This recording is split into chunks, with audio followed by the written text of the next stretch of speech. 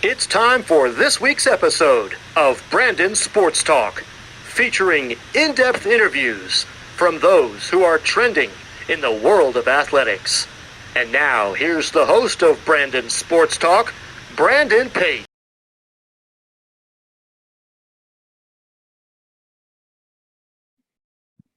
Welcome back to Brandon Sports Talk. In today's episode, I've privileged to interview the Mount St. Joseph head esports coach, Coach Chris Duvall. How are you doing today? I'm doing great. How about yourself? I'm doing good. Can you talk about how you knew that you wanted to get started in coaching in college athletics in esports? That's the thing. I actually did not want to. When I was in college, in grad school, my advisor had asked me, "Hey, you're doing all this stuff with esports. Why? What? Don't you want to go into it?" I went, No, no, I don't. I don't want to have to defend my job every time I tell someone what I do or anything like that." And then I spent the next year defending my project and everything else. I went, It's not that bad. I just kind of ended up here.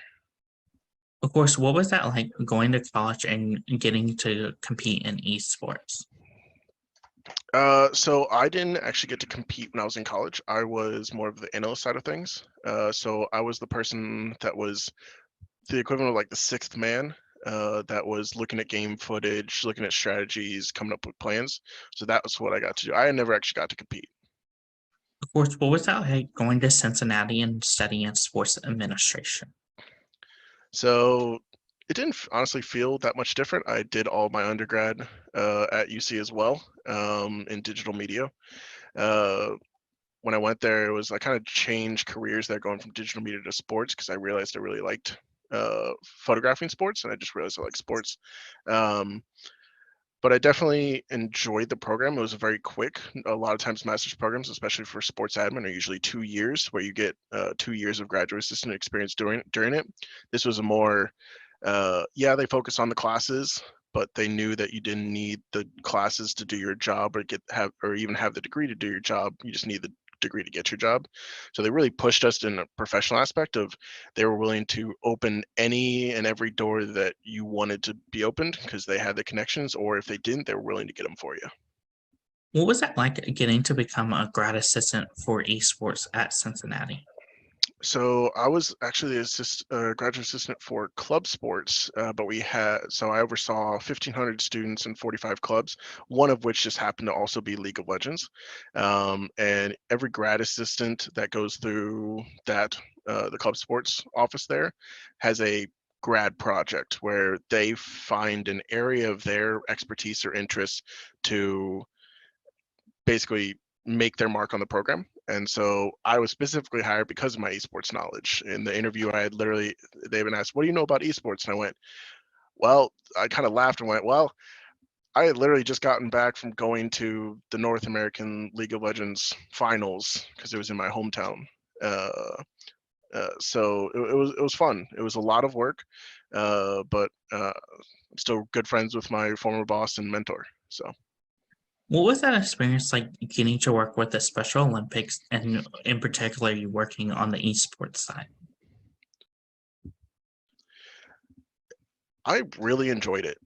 It was definitely weird, because they were looking for just an intern for esports because they were looking to find a way to get their athletes, people with intellectual disabilities, um, to still be able to socialize and interact and play with their partners, people without. Um, but due to all the different states having different rules for COVID, it was hard for them to give ways for, well, it might work in this state, but it's not going to work in this state. So they went, well, let's go esports route.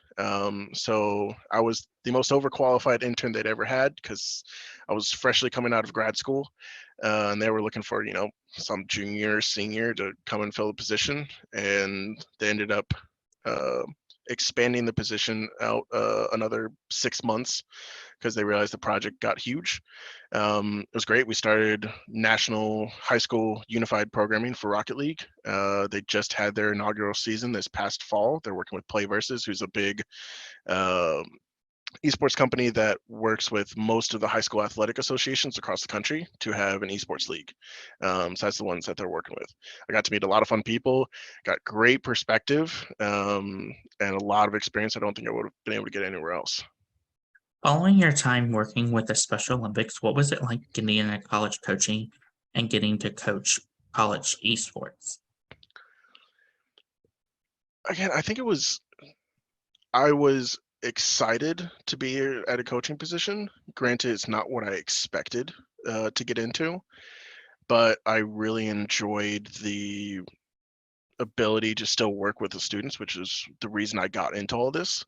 Um, it's come with a lot of challenges, especially when you have to be a coach for games that you aren't necessarily familiar with or didn't get to play much yourself.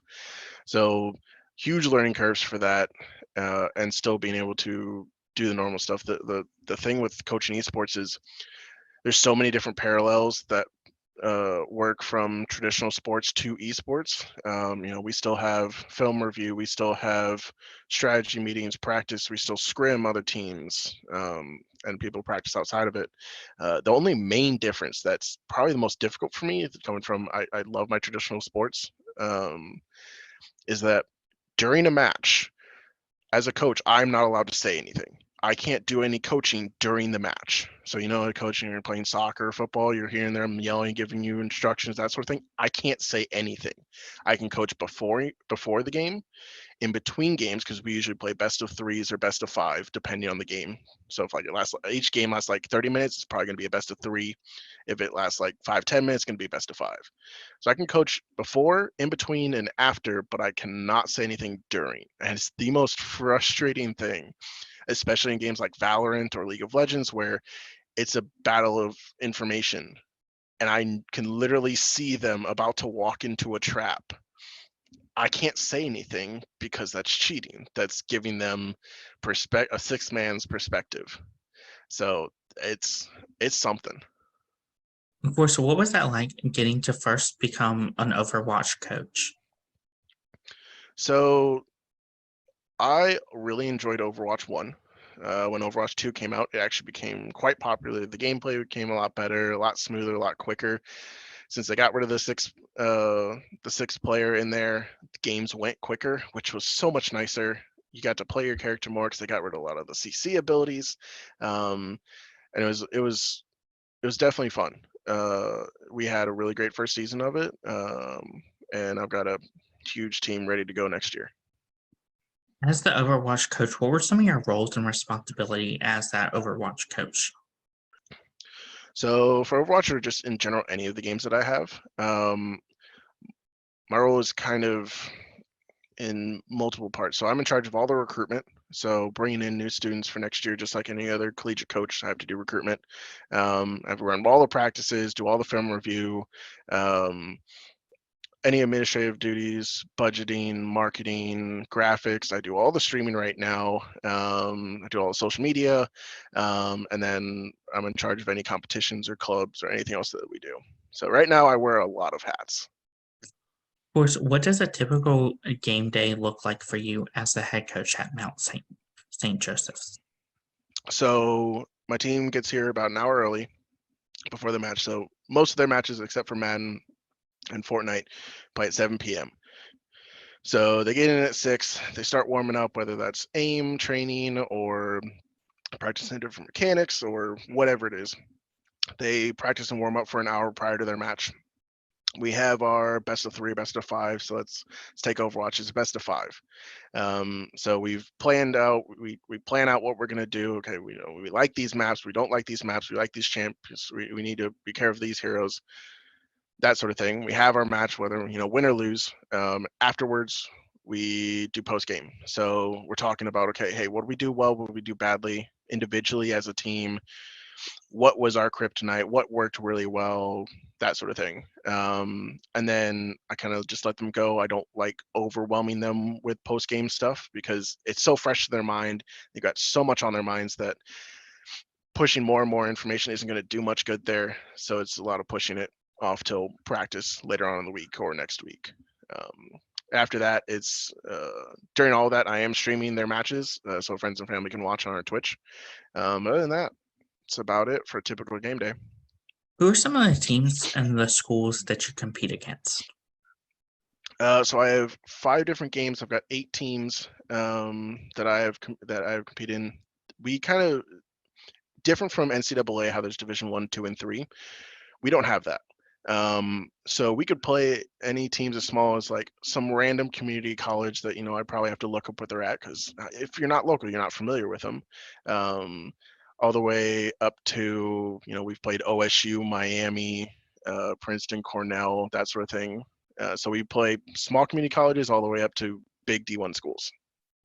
What is that like, obviously getting to play those small community colleges, but also playing those well-known D1 schools like Ohio State, Miami? It's a little weird because you can never truly know who's going to be a real competitor unless you've been in it for a while or the names. So yes, some of the Division 1 schools are quite good at esports, but some of the top esports schools are smaller D3 or NIA style schools, because it's a lot easier to get into. Oh yeah, a great facility might cost you $100,000, but comparatively to however much your football stadium or basketball stadium is going to cost, it's minuscule. So like St. Clair St. Clair is a little bit larger one, but in Canada is pretty good. OSU has some fantastic teams, but then there's small ones like Manchester University has some fantastic teams. York University, all these other ones. There's University of Maryland in St. Louis is one of the top premier programs in the country. Akron here in Ohio is probably one of the best ones around.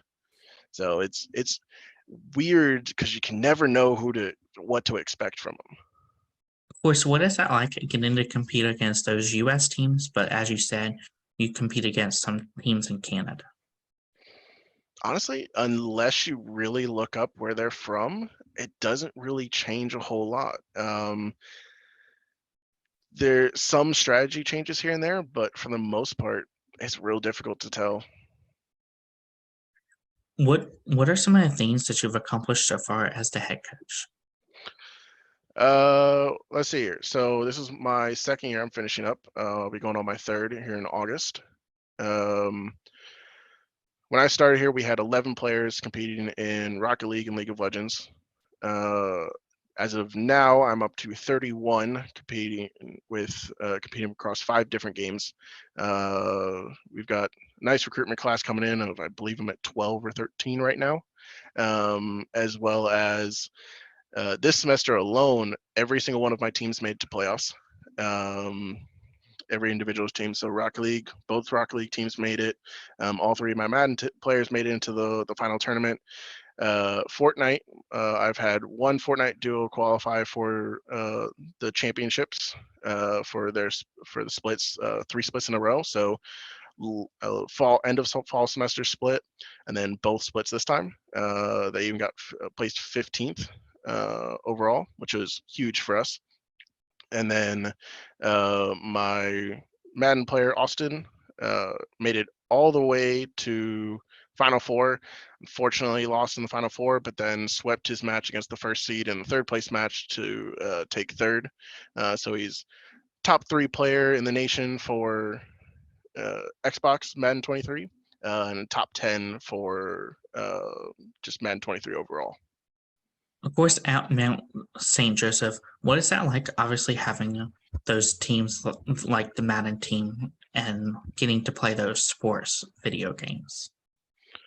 So there's a surprising amount of people that really enjoy it. The one major thing is whether or not they know what competition looks like. So matches you might have online look a lot different than what you're going to get in competition. People are going to either play really slow and methodical, or they're going to be extremely aggressive and use a lot of cheesy plays, money plays, a lot of people call them in Madden. So it's shifting. And now there's something on the line. Like, oh yeah, I don't want to lose any rating or lose a game, but I lose one. It doesn't matter. Well, you lose one in regular season or in playoffs, you could be done. So two of my Madden players, two of the three, were on football. For the next year, I should have another two or three. That's the interesting thing here at the Mount, since we are, I think it's like 60 something percent of the university are student athletes. I have about half of my team also competes on a traditional athletic team while also competing on mine. Of course, what is that like? Obviously, let's say for Madden, Madden, what is that like playing like as a regular fan of football versus playing competition Madden for points and stuff like that? Extremely frustrating for them. So this is one thing I had to tackle this season is, especially when you've been very passionate about a game for most of your life. You've been probably playing football since, seventh grade, something like that. Well, the game is programmed, and it's usually a battle of animations and if then statements and all this other stuff of, if this happens, then this is likely going to happen, or it has the chance of these supposed things happening. Or, why are they running? Why is it running this route? Or why isn't this corner covering that? They should be there. It's they're expecting real life situations and thought processes to go through, when most of the AI that's programmed for these games aren't that complicated or aren't that sophisticated. So it's a lot of frustrations of, why are you there? Why are you doing this? Throw the ball. What has that been like, let's say in the case of Madden, where you would be playing with your friends, not competitively, but then coming to Mount St. Joseph, you would play competitively for points and for the school? So a lot of the difference is going to come from making sure you are aware of the competitive meta, what is going to be good to use. So, in the fall, they have an interesting rule where it's Madden keeps up with the injured players on all the teams. So, if someone goes on IR, you can't use them in competition that week on Madden. In the spring, that's not a thing, because Madden goes, okay, well, everyone's done. You can play whoever you want. So the meta changes and switches. So this year it was, well, if you want to do well, you got to be playing basically the Eagles, the Bucks. It was a lot of Bucks versus Bucks, because Tom Brady was too good this year in the game. So it's a lot of Bucks versus Bucks, sometimes 49ers, every once in a while the Chiefs or the Packers. And you have to know, it's a lot of learning what competitive is versus what a competitive strategy is versus, what you're going to do versus your friends. Like, two of my players love doing the, hey coach, spin the wheel and we'll play the teams against each other, or they'll spin for the team and then they'll also spin for the playbook. So they might be using the Cardinals, but they're using the Jets playbook. So that's kind of the difference. What does that recruitment process look like on the esports side? So unlike traditional recruitment, going to schools, watching games, traveling a lot, since most esports is done virtually. So, my team might not go to wherever they're playing. So, like, if we're playing against, even if we're playing against Miami, Miami's going to play at Miami, and I'm going to play here. There are LAN tournaments and things like that happen. So a lot of my scouting comes from watching Twitch, being hooked up with local coaches and watching all their stuff, getting to know the different teams. So a lot of similar stuff of, how to get into the schools and make sure you have a good pipeline. But also it's a lot more virtual.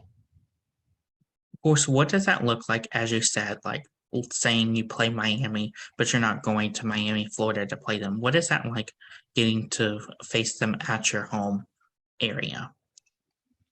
So it's all about consistency, uh, even in traditional sports, but especially in esports. Uh, the top players are the ones that are, yeah, they have really good mechanics, so they're really good at the game, but they're also just more consistent than lower rated players. So being able to keep the consistency of, well, it's the same room that you're practicing, it's the same room you compete in every week. The only thing that changes is, well, okay, we need to make sure we are getting, the maps or whatever it is that we feel most comfortable with. Um, to eliminate as much of the awkwardness as we can. So like even if like especially for shooters, uh, just having the same mouse, same keyboard. So I have my own mouse and keyboard that my students use, but I usually encourage the first person shooters, the FPS players, to bring their own peripherals, bring it on down, bring it in. That way, it's the one that they probably spent the most time on because they've spent hours and hours at home playing these games. So use them, bring them here. As a collegiate coach, what is it like taking your teams to the championships and going to the collegiate esports championships? It feels just as great from anything that I've experienced from traditional sports. You feel extremely proud because they've worked hard, you've worked hard, and all you don't want to do is see them succeed. You want to brag about them. I always tell my parents, tell my friends, tell people. I'm like, yeah. They're like, oh yeah, what do you guys do? I'm like, well, I've got one of the top Madden players in the country right now. I've got some of the top Fortnite players as well. Like all this good stuff of just it feels great. It's definitely a different experience. There's not the screaming fans or anything else like that that you're used to, but I still feel all the tension of when I used to compete. What does that recruitment process look like for those prospective student athletes, and what do you look at as a head coach in those prospective student athletes? It's basically I try and find them. If not, they try and find me. But I really look for students that are willing to learn. I don't like getting a lot of players that think they know everything and don't need to be learn anything new or don't need to listen. It's like, well, I'm the best player here, so what can you teach me? Or you barely do this. I like looking for ones that fit with my team, don't rage as much, or are willing. I'm able to kind of tone down the toxicity there. Um, I look for ones that are going to be leaders because I can't do everything, especially in game. Um, but then I also I like consistency. Um, Esports has a weird thing of a lot of people just in general don't treat it as well. And you're just playing video games. Like, no, it's still a competition, just like your sports teams. So like when you say, oh, well, I've got a game at 7 p.m. If this was your football game or basketball game or soccer game, you're going to treat it as, well, I have this commitment from 6 p.m. to like 8 or 9 p.m. And it's important, and nothing is going to get in the way of that. So ones that realize this is a commitment, and I want just as much commitment as I'm putting in. Of course, what does that official visit look like for those prospective student athletes coming to Mount St. Joseph for esports? So it's very similar to all of our other athletic ones. You get to visit with advisors, you get to visit financial aid, you get a tour, you get to come in and meet with me, you get to meet with the team if the students are in for that day. The nice thing is I'm not actually overseen by the NCAA, which means that I can give out scholarships because in Division III, there's no athletic scholarships. Well, I'm not overseen by them. So as long as the player isn't also on a traditional athletic team, they can get a scholarship. So we do that as well as there's none of the rules of, can't D1, D2, D3 prospects can't really come to practice when it's official times. It's not a rule. So I try and get prospects in and meeting the teams early and often. And, every once in a while I was like, hey, prospects, hey, we've got, Rocket League practice tonight. Who wants to hop in? Like we're going to do some scrims. We're going to just do round robin of, we're just going to mix up all the teams and everyone plays together and have some fun. Or, hey, I need a scrim team for one of my teams for their match for next week. Who you guys want to team up with a couple of my players? Basically just try and get them in and mingled so they feel the most comfortable. As a head coach, what is it like seeing those freshmen entering their first year of collegiate esports? I get one of two types. The ones that played esports at their high school. And so they're used to it. They're okay, let's dive in. Let's get going. I want to compete against the collegiate guys. Then there's the others that's like, I'm still not sure what to expect. The biggest thing I usually have to do is teach them communication. they especially they played sports. They're used to communicating with their teammates during the game. They knew what information to tell. They knew what they needed to talk about. But when it comes to these games, yeah, they might have said some stuff with their buddies, but most of the time they're just there having fun. So teaching them proper communication, what's good info, what's bad info, critiques during the game, tone of voice, that sort of thing. It's probably one of the biggest things I have to deal with. As a head coach, what is it like seeing your seniors go on and achieve great things after the collegiate esports level?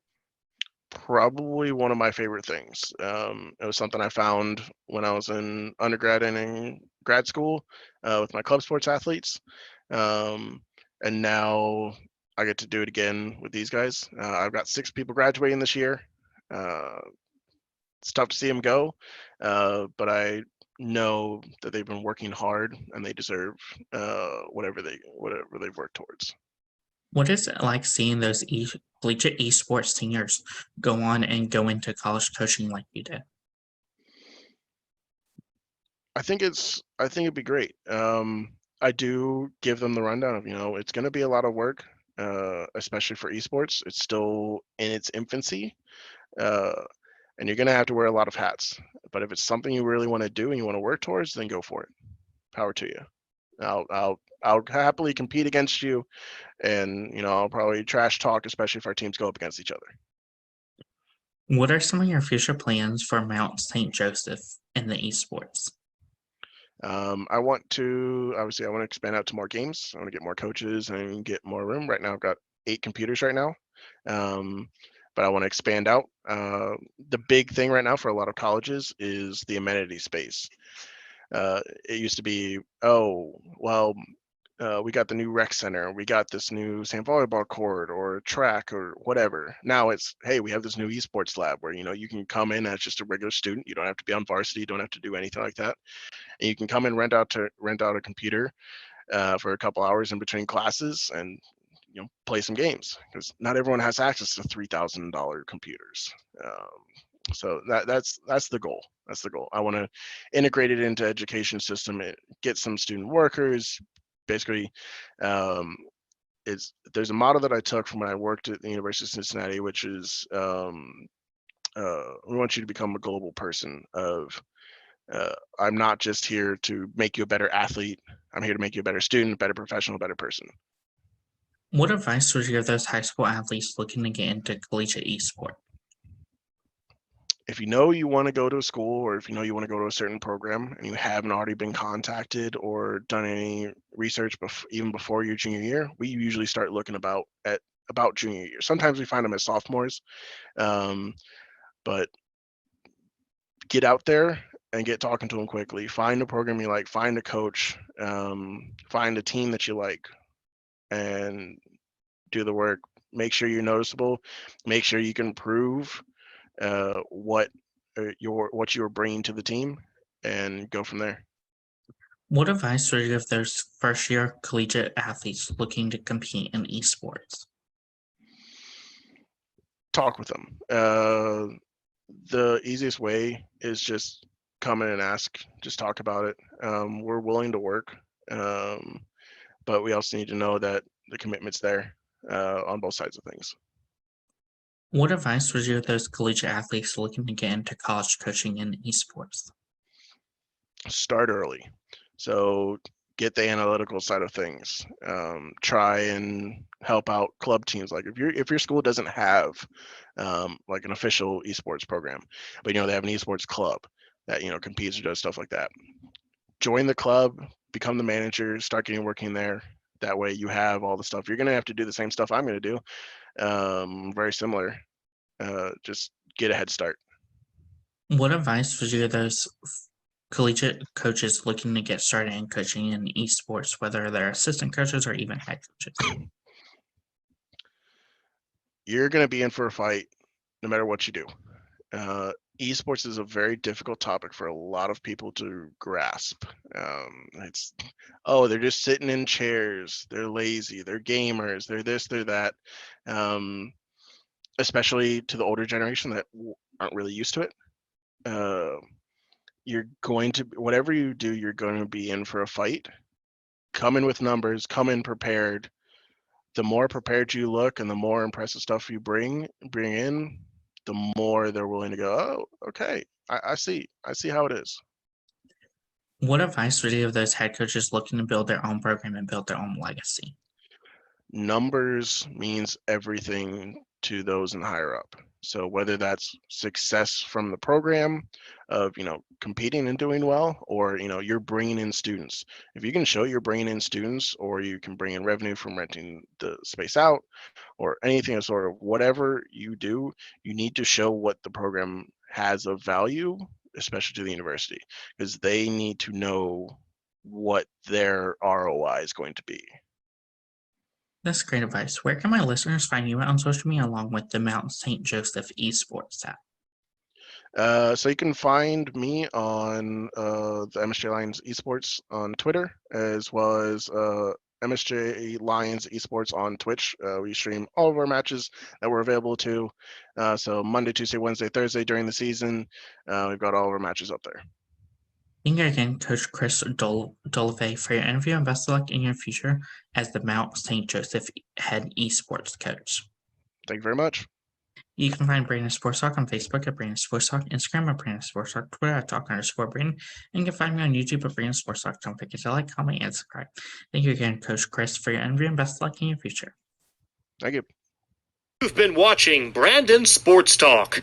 Please feel free to like, share, and subscribe to Brandon Sports Talk on social media and on YouTube.